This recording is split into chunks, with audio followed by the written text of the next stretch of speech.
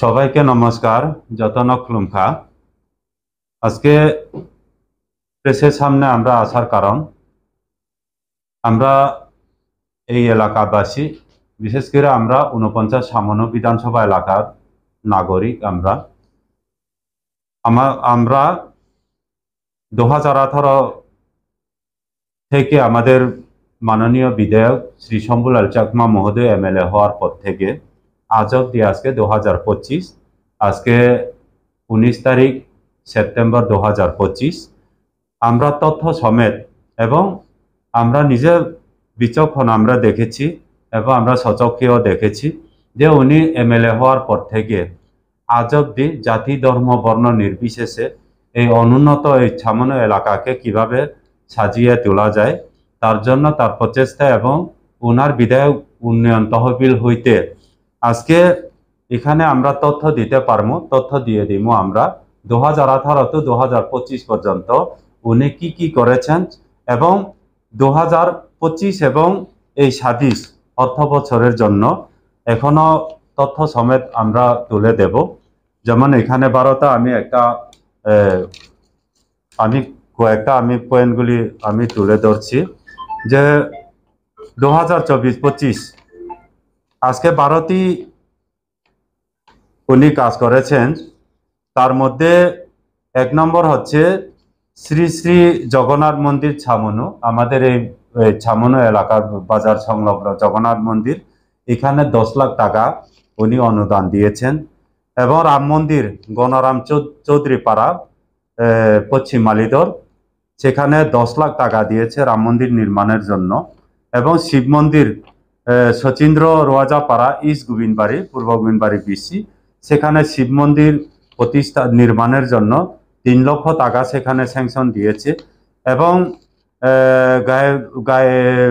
জ্ঞানোদয় বুদ্ধ বিহার লালছড়া, সেখানে বুদ্ধ মন্দির স্থাপনের জন্য 6 লক্ষ টাকা সেখানে অনুদান দিয়েছেন। এবং রাম মন্দির হামবাইপাড়া, যেখানে ওই মিজোরাম থেকে যারা রিসেটেল হয়ে এখানে সেটেলমেন্ট হয়েছে, বঙ্গফা যাকে বলে লবণছড়া বিসিতে, সেখানে রাম মন্দিরের জন্য সেখানে 4.5 লক্ষ টাকা অনুদান দিয়েছেন। এবং শিব মন্দির হামবাইপাড়া, ওই পাড়াতেই আবার শিব মন্দিরের জন্য সেখানে 4.5 লক্ষ টাকা অনুদান দিয়েছেন। এবং ধর্মজ্যোতি বুদ্ধ বিহার ভাঙ্গামুড়া, সেখানে 5 লাখ টাকা অনুদান দিয়েছেন মন্দির উন্নয়নের জন্য। এবং খ্রিস্টিয়ান চার্চ লালডিঙ্গা পাড়া লবণছড়া বিসি, সেখানে 1.5 লক্ষ টাকা অনুদান দিয়েছেন। এবং কালী মন্দির চিত্রসেন পাড়া, সেখানেও 3 লক্ষ টাকা অনুদান দিয়েছেন। এবং প্রিয়তোষী সমৃদ্ধি বিহার জামিরছড়া, সেখানেও বুদ্ধ মন্দির উন্নয়নের জন্য 7 লাখ টাকা উনি অনুদান প্রদান করেছেন। এবং খ্রিস্টান চার্চ মারাকপাড়া জামিরছড়া বিসিতে 4 লক্ষ টাকা সেখানে বিধায়ক উন্নয়ন তহবিল থেকে অনুদান প্রদান করেছেন। এবং জনকল্যাণ বুদ্ধ বিহার গেজাছড়া, সেখানেও 4,90,000 টাকা উনি বিধায়ক উন্নয়ন তহবিল থেকে অনুদান প্রদান করেছেন। এবং 2018 তো 2023 এলাকাবাসীর তরফ থেকে মাননীয় বিধায়ক মহোদয় শ্রী শম্ভুলাল চাকমা মহোদয়কে আমরা অনেক অনেক অনেক ধন্যবাদ জানাই। আগামী দিনেও যে উনি যে কাজগুলি করেছেন, অনুদান প্রদান করেছেন, আগামী দিনে উনিও আরো অব্যাহত রাখবেন। এর জন্য আমরা এলাকাবাসীর পক্ষ থেকে আমাদের মাননীয় বিধায়ক মহোদয় শ্রী শম্ভুলাল চাকমা মহোদয়কে অনেক অনেক আমরা ধন্যবাদ জানাই এবং তার দীর্ঘায়ু কামনা আমরা করি। আগামী দিনেও জানে এইরকম যেন সেবা কইরা যাইতে পারে।